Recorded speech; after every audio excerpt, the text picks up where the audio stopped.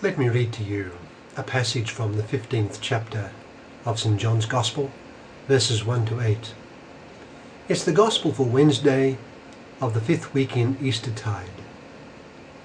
St. John writes, Jesus said, I am the true vine, and my Father is the vine dresser.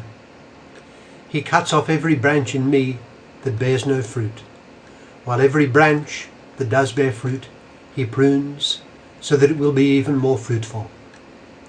You are already clean because of the word I have spoken to you. Remain in me, and I will remain in you. No branch can bear fruit by itself. It must remain in the vine. Neither can you bear fruit unless you remain in me. I am the vine, you are the branches. If a man remains in me and I in him, he will bear much fruit. Apart from me, you can do nothing. If anyone does not remain in me, he is like a branch that is thrown away and withers. Such branches are picked up, thrown into the fire, and burned. If you remain in me and my words remain in you, ask whatever you wish, and it will be given to you.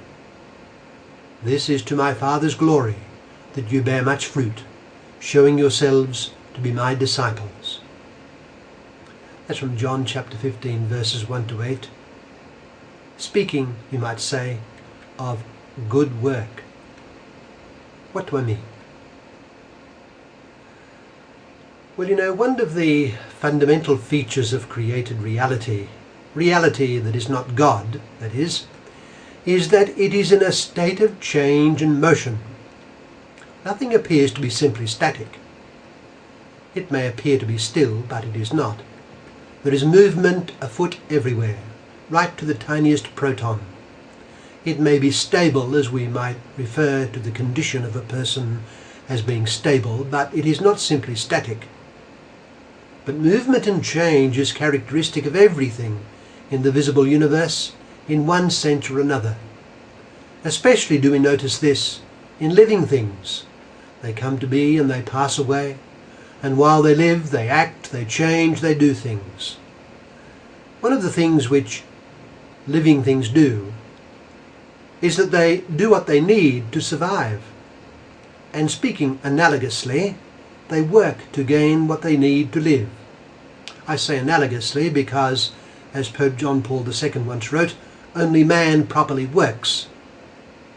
In this analogous sense, the tree in the valley works, we might say, at growing to a height and in a fashion that is long and straight in order to get access to the sun's rays.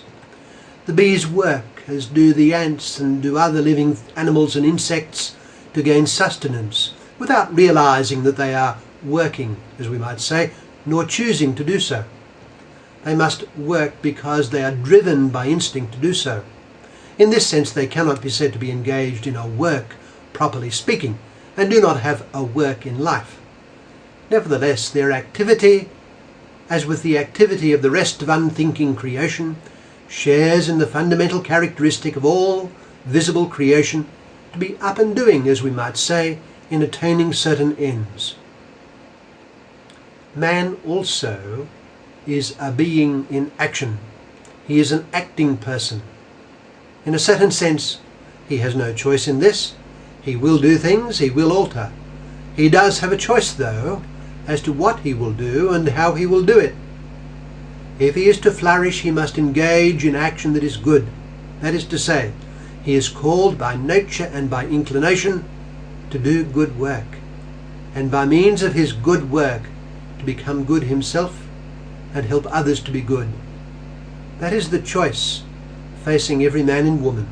The happiness of every person depends on how he answers the question, what work in life will I choose to do, and how well shall I do it? Well, let us pass on from the analogy that exists between the activity of all things other than man to attain goals and the work that man is called to engage in. Let us consider human work and his varied upshot from one man to the next.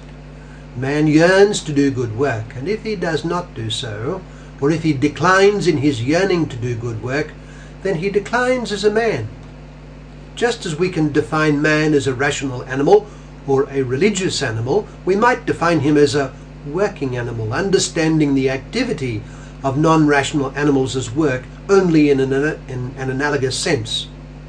Man is an acting person, a person who works. Now, as we all know, the most excellent of persons can work with equal goodness, integrity and intelligence and see success or failure result. Blessed Teresa of Calcutta attained worldwide acclaim for her good work in life. Due to the grace of God, her life of work for God sanctified her and sanctified others. It was most successful. Blessed John Paul II did splendid work as a pope, and the world accorded him high praise. However, there have been many other excellent persons who have worked untiringly for God and others with prudence and integrity, and who have finished their days in oblivion. They too, many of them, have been accorded the highest honours of the Church.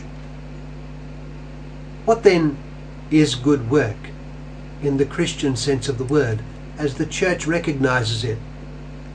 Our Gospel today that I read earlier from John chapter 15 verses 1 to 8 gives us the clue to this, and it is important for every man and woman because most will pass into relative oblivion in terms of historical memory.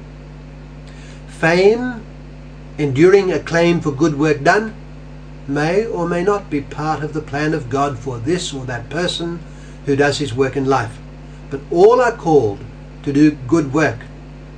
So in what will it principally consist, this doing of good work? Well, our Lord tells us in the Gospel we heard earlier, I am the true vine, and my Father is the vine dresser. He cuts off every branch in me that bears no fruit, while every branch that does bear fruit, he prunes, that it will be even more fruitful. Remain in me, and I will remain in you. No branch can bear fruit by itself. It must remain in the vine. Neither can you bear fruit unless you remain in me. I am the vine, you are the branches. If a man remains in me and I in him, he will bear much fruit. Apart from me, you can do nothing. No matter who we are, we can do good work in life, work that will fulfill the purpose for which we were made. The essential thing is to work in union with God, striving to do his will. Specifically, this means living in union with Jesus Christ, as a branch lives by the vine of which it is a part. This is the essential element in doing good work. If we remain united to Jesus Christ, and he with us, the one in the other, just as he is in the Father and the Father is in him, then whatever about fame or oblivion, we shall bear much fruit. We shall do good work with fruit that will last. Apart from him, we can do nothing. There we have it.